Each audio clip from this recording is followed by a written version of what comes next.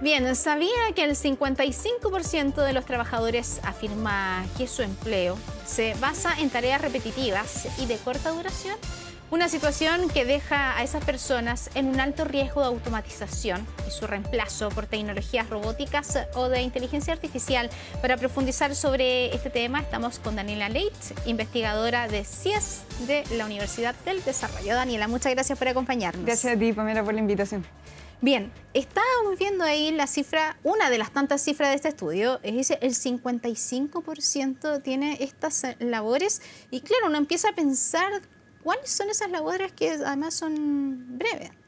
Sí, por ejemplo, todas las tareas que ejecutan operarios, todo lo que es un servicio de venta, que son tareas que no solo son cortas, son rápidas de hacer, sino que además son sistemáticamente iguales. Es decir, no hay una diferencia entre cómo tú quizás ejecutas un proceso de venta a una persona que a otra. Es vendes, pagas, entregas la boleta y cierras la venta, ¿cierto? Un operario, por ejemplo, que está a cargo de operar alguna máquina, generalmente el proceso es parecido, es trabajar con algunos botones, seguir un protocolo determinado que no varía mucho. Ese tipo de ocupaciones, en general, los estudios demuestran que tienen cierto riesgo más alto de automatización.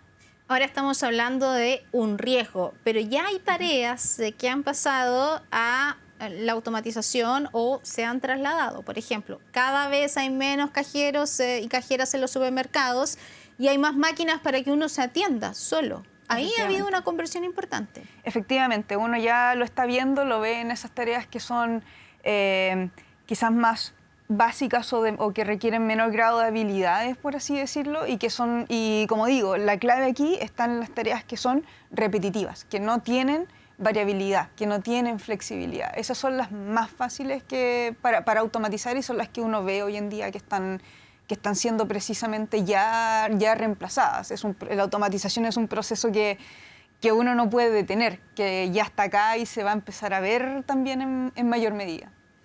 Ahora, hay acá diferencias, por ejemplo, de acuerdo al nivel educacional, en respecto de si son hombres o mujeres, las personas que podrían ser afectadas con estos cambios o eventualmente pérdidas de empleos. Sí, de todas formas, a nivel educacional los estudios sí muestran que aquellas personas con mayor educación, mayor nivel educacional, ocupan generalmente puestos que están menos propensos a ser automatizados que aquellas personas con menor nivel educacional. Y eso también tiene un poco que ver con los requerimientos de cada tarea según el nivel educacional. Las ocupaciones que requieren niveles educacionales más altos, en general también requieren un componente mayor de tareas que se llaman como cognitivas, y que son tareas que requieren, por ejemplo, percepción de ambientes, encontrar relaciones, y que por lo tanto tienen un mayor componente de flexibilidad, tienden a variar con el tiempo, no son siempre iguales, y por lo tanto eso disminuye el riesgo de automatización. Porque ¿qué es lo que hace la tecnología? Tanto la tecnología mecánica como la inteligencia artificial, ¿qué es lo que hacen? Se basan en data, en encontrar patrones repetitivos. Entonces, en la medida en que una tarea sea repetitiva y tú puedas escribirla como, por ejemplo, un algoritmo que se base en patrones que siempre son iguales, esa tarea va a ser más automatizable. Y en general, aquellas tareas o ocupaciones que suelen estar llenadas por gente con mayor nivel educacional tienden a tener menos de esos componentes repetitivos. No es así para aquellas tareas que requieren un menor nivel educativo, que tienden precisamente a ser más mecánicas y más repetitivas. Y también hay una diferencia en términos de género. De hecho, una de las cosas que se ha visto o que se especula en algunos estudios es que probablemente las mujeres corren un menor riesgo de automatización. ¿Por qué? Porque las ocupaciones que tradicionalmente se consideran como de mujeres también involucran más interacción social. Y la interacción social también hace una tarea menos automatizable. Bueno, acá estamos hablando casi de un fenómeno muy similar a lo que ocurrió hace muchos años atrás, que fue la revolución industrial, sí, donde hubo gran cantidad de despidos también, porque lo que hacía el hombre lo hacía las máquinas. ¿Es ese el impacto al cual podríamos enfrentarnos? Sí, precisamente, es decir, este proceso ya pasó en las revoluciones industriales, en la primera y en la segunda, y se habla de que estamos en la tercera. La pregunta quizás en este caso es la velocidad a la cual está ocurriendo. y si esa velocidad nos permite a nosotros como sociedad prepararnos para enfrentarlo. Yo creo que esa es como la gran incógnita respecto y la gran diferencia respecto de los episodios anteriores. Y hay un temor también por los trabajadores, me imagino, ustedes también pudieron medirlo respecto de si van a ser reemplazables o no. Sí, nosotros no medimos específicamente la percepción, que es lo que los trabajadores piensan. Entiendo que el CEP tiene un estudio que hizo eso y sí efectivamente se percibía un temor entre las personas que la tecnología pudiera reemplazar su trabajo. Pero yo creo que uno esto lo puede ver de dos formas. Lo puede ver como una amenaza o lo puede ver como una oportunidad. Y la automatización es eso. Puede ser una amenaza o puede ser una oportunidad. ¿Y de qué depende? De si va a ser amenaza u oportunidad, de cuán preparados estemos. Si la población está preparada, la automatización puede traer oportunidades infinitas en términos de productividad, de las complementariedades de las tareas con las nuevas tecnologías.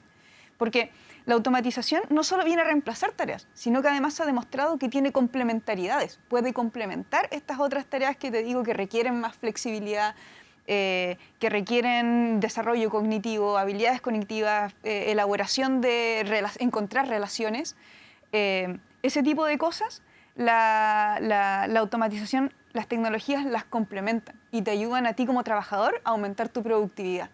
Pero para eso tenemos que tener una población que esté preparada para asumir ese tipo de desafíos que son los nuevos trabajos que van a estar definidos por las nuevas tecnologías. Y esa población preparada, ¿cómo se prepara? Y voy al punto, considerando el envejecimiento de la población, cada vez menos nacimiento, por lo tanto en un futuro eso se traduce en menos jóvenes y más personas mayores. Efectivamente. ¿Cómo se puede capacitar, por ejemplo, las personas de cierta edad para que tengan las mismas herramientas que las personas que tienen 20, 30 años menos de edad? Claro. Ahora, el proceso de automatización uno no lo ve como necesariamente, no tiene que verlo tanto en términos del presente, sino que tiene que ver algo que va a ocurrir en 10, 20 años más. A ese nivel más o menos ocurren los reemplazos de trabajo. Ahora, efectivamente va a ocurrir que cuando estos procesos se empiecen a hacer más pronunciados, va a haber gente que ya no va a tener la oportunidad de educarse en un sistema formal. Entonces, ahí lo importante va a ser cómo repensamos los sistemas de capacitación de trabajadores. Por ejemplo, los CENSE, para que no solo se puedan capacitar trabajadores, sino que además se puedan reconvertir, que puedan hacer uso de las nuevas tecnologías. Y hoy en día uno ve en el CENSE, ve efectivamente algunos cursos que te dicen cómo utilizar tecnologías cloud, cómo utilizar inteligencia artificial. Cómo utilizar ChatGPT para mejorar también el trabajo. Ciertas funciones, exacto. Ahora, no todas las funciones se van a beneficiar precisamente de ese tipo de cursos. Por ejemplo, si yo te digo cómo usar ChatGPT para mejorar un proceso administrativo. Hoy en día todos los procesos administrativos prácticamente están automatizados, por lo tanto un curso así quizás no tiene tanto valor, pero cómo usar ChatGPT, por ejemplo, para ser más eficiente en programación. Claro. Ese tipo de cosas tienen valor. Entonces, ¿cómo rediseñamos los sistemas de capacitación para formar personas, para formar sus habilidades cognitivas, para que sean personas que puedan resolver problemas de una forma adaptativa? Lo importante aquí, para enfrentar los procesos de automatización, es tu capacidad de adaptación. Porque la tecnología, como dije, se basa en repetición. Todo lo que sea repetitivo es automatizable. Pero si tú te adaptas, dejas de ser automatizable. Entonces, ese es el desafío. Cómo reconvertimos a los trabajadores, cómo lo hacemos más flexibles, cómo hacemos que puedan asumir distintas tareas. O sea, hay un punto de disposición de uno también, adaptarse. Totalmente, pero también... Porque puede existir la capacitación por parte de una empresa, organismos públicos, pero si la persona no quiere actualizarse, la verdad es que es más bien una responsabilidad propia. Totalmente, pero también es cómo hago más atractivo que tú quieras capacitarte, cómo lo hago más accesible, cómo lo hago más atractivo. Hoy en día yo creo que las capacitaciones CENSE, por ejemplo, están subutilizadas, a pesar de que tienen beneficios tributarios, a pesar de que muchas son gratis. Entonces quizás se necesita darles más realce, mejorar los incentivos. Y obviamente, como dices tú, hay un componente también propio de quizás que tiene que ver un poco con superar el miedo también a las tecnologías, no tenerles miedo. Hoy en día existen millones de recursos también de aprendizaje fuera de las instituciones tradicionales. O sea, se puede aprender. Daniela, bueno, hay un ejemplo que se dio en la pandemia, o una situación más bien que se dio durante la pandemia, que se redujeron muchos trabajos presenciales, Sí. por ejemplo, vendedores dentro del retail y otros, pero se convirtieron esos trabajos porque esas personas, por ejemplo, empezaron a desempeñarse en el área de empaquetado porque había mucha compra online. ¿Ese es un ejemplo de cómo se pueden cambiar las labores? Ese es un gran ejemplo, es un ejemplo muy explícito sobre cómo cómo una persona puede pasar de hacer una tarea y tener la flexibilidad de hacer otra. Y eso que dices tú va a ser algo muy importante no solamente para trabajadores como vendedores o empaquetadores, etcétera, sino que para todos. Y adicionalmente a eso va a ser importante que la gente maneje las tecnologías. Entonces, por ejemplo, una de las cosas que uno observa hoy día son cambios relativos en las demandas por ciertos trabajos, y que contengan ciertas habilidades. Una vez que los salarios para aquellos trabajos que requieren un uso más intensivo de habilidades numéricas son más altos, y aquellos que requieren un uso más intensivo de tecnologías de la información también son más altos. Y esos cambios en los salarios te van dando ciertas luces de qué es lo que el mercado del trabajo está buscando. Hay un punto importante. Tú hablaste del mercado del trabajo y, bueno, tenemos una cifra de desempleo que la última es de 8,9%. Se ha destacado esto, que es una cifra más bien, según expertos, es alta. Y esto no creo que en la actualidad esté cruzado con la automatización, porque tú decías que la automatización más bien es un proceso de muchos años. Ellos hablan más bien que, por ejemplo, es las labores informales, etcétera, entre otros factores. Pero digamos que hoy no existe un efecto en la cifra de desempleo, no tiene nada que ver. ¿O sí? Eso requiere un estudio un poco más profundo. Ya. Lo que sí se ha observado, por ejemplo, en otros países es que sí cuando hay altas tasas de desempleo, principalmente ese desempleo, una proporción no menor, viene de ocupaciones que tienen un potencial de automatización más alto. Es decir, requiere un estudio más profundo, pero efectivamente, si uno hiciera doble clic en las cifras, quizás podría eventualmente ver que aquellos sectores que tienen una mayor proporción de tareas automatizables, quizás la mayor parte del desempleo podría estar quizás viniendo de ahí. No lo digo con certeza porque claro, no he hecho el estudio. Un análisis, es una conjetura hipótesis, claro. que se ha visto en otros países. Entonces, esas son pequeñas señales. Lo que pasa es que no es que de un día para otro una tarea vaya a desaparecer, sino que esto se empieza a manifestar en pequeñas señales hasta que en 10 a 20 años después esa tarea termina efectivamente por desaparecer. Claro, se empieza a probar. Primero es una empresa y la otra empresa ve que si funciona también lo va implementando. Claro, todos estos procesos son graduales. No es que los vendedores o los cajeros vayan a desaparecer mañana, ¿ya? Pero lo que se empiezan a ver señales de a poco, hasta que en 10, 20 años más probablemente esas profesiones efectivamente no van a existir. Sí, hay preocupación en un sector también laboral que tiene que ver con el servicio al cliente.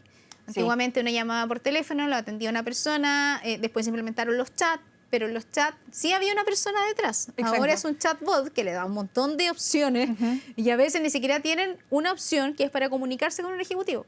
Otras sí lo tienen, pero si se resuelve el problema, ahí me imagino que ya no son necesarios tantos ejecutivos para atender a la persona de forma, digamos, como una interacción humana. Totalmente. De hecho, si uno... Hay distintos estudios con distintas metodologías, pero te van mostrando, por ejemplo, ranking de ocupaciones, las más automatizables, y los de servicio al cliente generalmente están en los primeros lugares, independiente de la metodología. Y es verdad, porque hoy en día la inteligencia artificial también viene a reemplazar tareas que también tienen un grado de no repetición y son cognitivas. El servicio al cliente, la interacción telefónica entre personas, cuando tú hablas con una persona tienes cierta interacción, y ese tipo de cosas también la inteligencia artificial ha sido capaz de reemplazarla. Entonces, efectivamente, esos puestos hoy en día sí están en alto riesgo. ¿Y por qué? También porque esa interacción que tú tienes con una persona al otro lado de la línea telefónica, también de cierta forma, si bien requiere habilidades cognitivas, igual es repetitiva. Cuando una persona tiene un problema, tú tienes una estandarización de preguntas que tienes que hacerle, unos pasos que tienes que seguir. Entonces, de nuevo, si una tarea es repetitiva, es automatizable. Estaba pensando en otra labor, así como el periodista que de repente tiene que hacer como una labor similar todos los días, pero claro, ahí está el tema de que efectivamente hay una labor cognitiva que no es repetitiva, porque Sí. la forma es repetitiva, pero el fondo no. Exacto. Porque son distintas cosas que uno tiene que reportear día a día, pero se ha instalado el debate a veces entre nosotros, que tiene que ver con eso, con redactar, por ejemplo, y si uno pone todos los datos en ChatGPT y realiza un texto periodístico. Sí. Ahora, una de las cosas importantes de ver acá es que hay que distinguir entre ocupaciones y tareas. Una ocupación tiene múltiples tareas. Tú eres periodista y tú como periodista haces distintas tareas. Algunas son automatizables, como la redacción, como ciertas cosas que puedes hacer en tu día a día, pero hay una buena parte que no son automatizables, ¿cierto? La conversación que nosotros estamos teniendo, claro, que tú puedas entrevistarme a mí, yo no podría hablar de la misma forma con un robot, probablemente. Ya, que tengas que reportear de distintos temas, todo eso es cambiante. Entonces eso hace que la ocupación, por ejemplo, del periodista como ocupación no tenga tanto riesgo de automatización, porque solamente un componente bajo de sus tareas realmente son repetitivas o automatizables, pero el resto no. Hay una gran diferencia entonces, lo que es automatizable, es decir, reemplazable absolutamente, y la otra es el complemento de la tecnología en ciertas labores. Ejemplo, la telemedicina. Hoy hay un médico que está en Arica y gracias a la telemedicina puede realizar una intervención en Coyhaique, siempre estando la tecnología, por supuesto. Pero ahí no es reemplazable el médico, es un médico que se ha especializado para realizar este tipo de intervenciones, claro, o atenciones médicas. Por ejemplo, la cirugía robótica, que está avanzando. Que es un médico que está operando una máquina. Que puede hacerlo con mucha mejor precisión que él. Claro. Lo hace con mucha mejor precisión, pero siempre tiene que haber un médico atrás. Y nadie reemplaza, por ejemplo, la función humana del médico de explicarle a su paciente qué es lo que tiene, cuáles son los pasos a seguir, ver al paciente cómo reacciona. Ese tipo de cosas no son automatizables. Entonces aquí la tecnología, en ese caso en particular, es un complemento. Es algo que te ayuda al médico a obtener muchos mejores resultados. Entonces eso es lo que uno tiene que aspirar en el futuro. Formar gente con habilidades suficientes tal que la tecnología pueda ser tu complemento de trabajo. No que pueda hacer tu trabajo, sino que puede ser un complemento a tu trabajo. Tal como a ti ChatGPT te ayuda a redactar. Claro, uno puede poner no sé, no creo que haya gente que lo haga, no conozco a nadie, pero eventualmente alguien puede poner diferentes datos y como redáctame un texto periodístico, porque además para estas cosas hay que poner como una instrucción bien específica, hay si que no ser, sale cualquier cosa. Efectivamente. Eso es bien importante, pero igual es preocupante lo que señala, estas labores que pueden ser automatizables. Importante entonces la capacitación, tú ya lo decías. Importante la capacitación y también empezar a pensar desde ahora en los currículums escolares, tanto de educación básica como educación superior. Lo que, por ejemplo, uno de los países que tiene menor riesgo de automatización, según casi todos los rankings existentes, es Finlandia. Y uno ve en Finlandia qué están haciendo. Desde 2017 tienen un plan estratégico de uso de inteligencia artificial. Y ese plan incluye enseñarle a los niños cómo usar la inteligencia artificial, cómo hacerlo de forma efectiva, desarrollo de habilidades cognitivas y también a generar sus propias tecnologías, a crear tecnologías. Fomentar la creatividad también, por ejemplo. Y también incluye planes de capacitación de trabajadores, lo que precisamente mencionaba yo, que es el rediseño de los planes, de los protocolos de capacitación, de cómo recapacitamos, reinsertamos trabajadores. ¿Y por qué tiene este riesgo, mayor riesgo de la automatización? ¿Es por el avance que tienen? ¿Porque tienen menor riesgo, dices tú? No, lo que decías tú con Finlandia. Que Finlandia tiene uno de los riesgos más bajos. Más bajos, ya, perdón. Sí, más bajos. Sí, quizás me equivoqué, perdón. No, quizás yo entendí mal, no, pero ya. Y eso entonces es importante por todo lo que señalabas tú, que la población se está preparando. A mayor desarrollo de un país, ¿mayor es el nivel de automatización que van a tener y más rápido? No necesariamente. Ya. No necesariamente. No hay una correlación tan estricta entre tu nivel de desarrollo y tu riesgo o propensión a ser automatizado. Por ejemplo, Estados Unidos es un país súper desarrollado y tiene un riesgo bastante más alto que otros países con el mismo o menor nivel de desarrollo. Ya. ¿Y eso por qué? ¿A qué se debe? En general, hay varias teorías. La verdad es que la literatura en automatización todavía no está tan Que asentada. algo muy nuevo, además. Sí, efectivamente. Pero una de las hipótesis que se propone es que, por ejemplo, si tú comparas una misma tarea en Europa y en Estados Unidos, la diferencia está en cómo se hace en un lugar y cómo se hace en otro lugar. Y también en las formas de trabajar. En aquellos lugares, en Europa se tiende a trabajar más en grupo. Entonces, siempre hay una interacción cara a cara, etc. Y todo ese proceso hace que tú seas menos...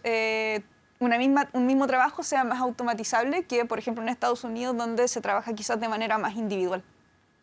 Muy bien, Daniela Leitch, investigadora de CIES UDD. Muchas gracias por hablarnos de este tema que es bien interesante, ¿eh? Porque la verdad es que uno puede ver ahí varios escenarios, así que muchas gracias nuevamente por ver. Muchas gracias a ti por la invitación. Que estés muy bien. Igualmente.